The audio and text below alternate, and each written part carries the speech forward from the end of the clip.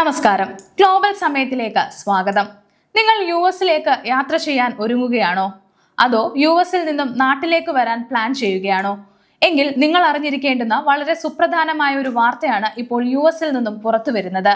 Trump ഭരണകൂടത്തിന്റെ കർശനമായ കുടിയേറ്റ വിരുദ്ധ നയങ്ങളുമായി സഹകരിക്കാത്ത പ്രമുഖ യുഎസ് നഗരങ്ങളിലെ അന്താരാഷ്ട്ര വിമാനത്താവളങ്ങളിൽ വിദേശയാത്രക്കാരുടെ ഇമിഗ്രേഷൻ കസ്റ്റംസ് പരിശോധനകൾ പൂർണ്ണമായും നിർത്തിവെക്കുമെന്ന കടുത്ത മുന്നറിയിപ്പുമായി എത്തിയിരിക്കുകയാണ് യുഎസ് ഹോംലാൻഡ് സെക്യൂരിറ്റി ഡിപ്പാർട്ട്മെന്റ് അഥവാ DHS. മുന്നറിയിപ്പ് നിയമമായാൽ ന്യൂയോർക്ക്, ലോസ് ഏഞ്ചൽസ്, ചിക്കാഗോ തുടങ്ങിയ വൻകിട നഗരങ്ങളിലെ വിമാനത്താവളങ്ങളിൽ ഇനി മുതൽ അന്താരാഷ്ട്ര വിമാനങ്ങൾ ഇറക്കാനോ യാത്രക്കാരെ പരിശോധിക്കാനോ കേന്ദ്ര സർക്കാർ ഉദ്യോഗസ്ഥർ തയ്യാറാകില്ല, അല്ലെങ്കിൽ ഭരണകൂടം വിട്ടു നൽകില്ല എന്നാണ് റിപ്പോർട്ടുകൾ. എന്താണ് ഈ പ്രതിസന്ധിക്ക് പിന്നിൽ? ഏതെല്ലാം വിമാനത്താവളങ്ങളെയാണ് ഇത് ബാധിക്കുക? ഈ നീക്കം ആഗോള ടൂറിസത്തെയും വ്യോമയാന മേഖലയെയും എങ്ങനെ മാറ്റിമറിക്കുമെന്നാണ് ഇന്ന് നമ്മൾ നോക്കുന്നത്.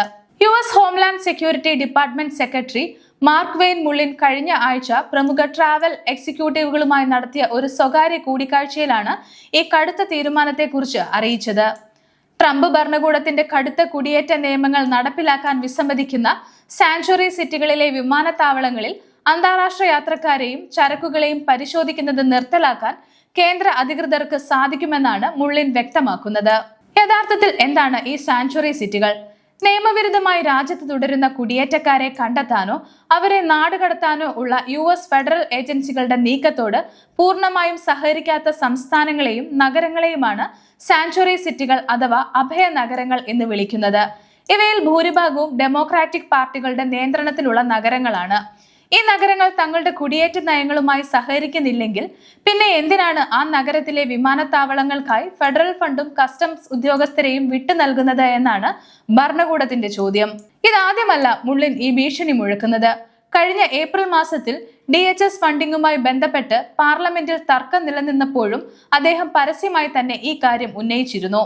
എന്നാൽ ഇപ്പോൾ ട്രാവൽ രംഗത്തെ പ്രമുഖരുമായി നടത്തിയ സ്വകാര്യ ചർച്ചയിലും ഇതേ നിലപാട് ആവർത്തിച്ചത് കാര്യങ്ങൾ കൂടുതൽ ശക്തമാക്കുന്നതിന്റെ സൂചനയാണ് നൽകുന്നതെന്നാണ് റിപ്പോർട്ടുകൾ.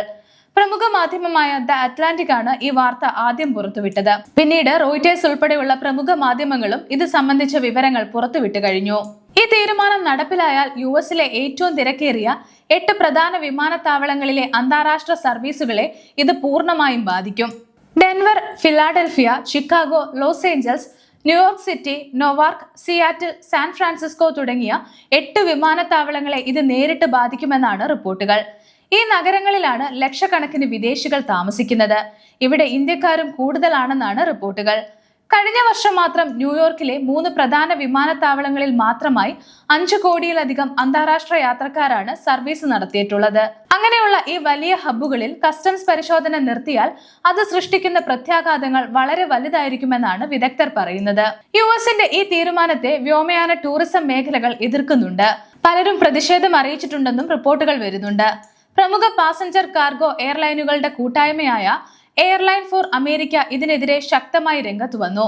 പ്രധാന വിമാനത്താവളങ്ങളിൽ കസ്റ്റംസ് ജീവനക്കാരെ കുറയ്ക്കുകയോ പരിശോധന നിർത്തുകയോ ചെയ്യുന്നത് എയർലൈൻ ടൂറിസം വ്യവസായങ്ങളെ തകർക്കുമെന്നും അന്താരാഷ്ട്ര ചരക്ക് നീക്കത്തെ പൂർണ്ണമായും തടസ്സപ്പെടുത്തുമെന്നും അവർ മുന്നറിയിപ്പ് നൽകി. മറ്റൊരു പ്രമുഖ സംഘടനയായ US ട്രാവൽ വ്യക്തമാക്കിയത് ആഭ്യന്തര അന്തർദേശീയ യാത്രക്കാരുടെ സുഗമമായ യാത്ര ഉറപ്പാക്കുന്ന നയങ്ങളാണ് സർക്കാരുകൾ സ്വീകരിക്കേണ്ടത് എന്നാണ്.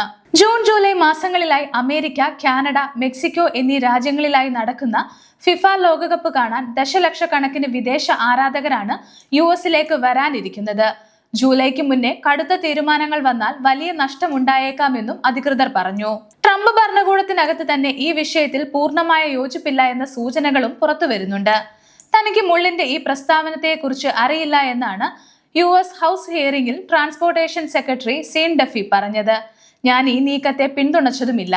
നമ്മുടെ രാഷ്ട്രീയത്തോട് യോജിക്കാനാകാത്ത സംസ്ഥാനങ്ങളിലെ വിമാന സർവീസുകൾ ഇതിന്റെ പേരിൽ നമ്മൾ നിർത്തിവെക്കാൻ പാടില്ല എന്നും അദ്ദേഹം പറഞ്ഞു.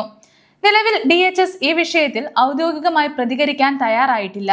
ഇത് മുള്ളിന്റെ മാത്രം തീരുമാനമാണോ അതോ US ഭരണകൂടം ഇത് സംബന്ധിച്ച നിയമം കൊണ്ടുവരുമോ എന്ന് വരും ദിവസങ്ങളിലെ അറിയാൻ സാധിക്കൂ.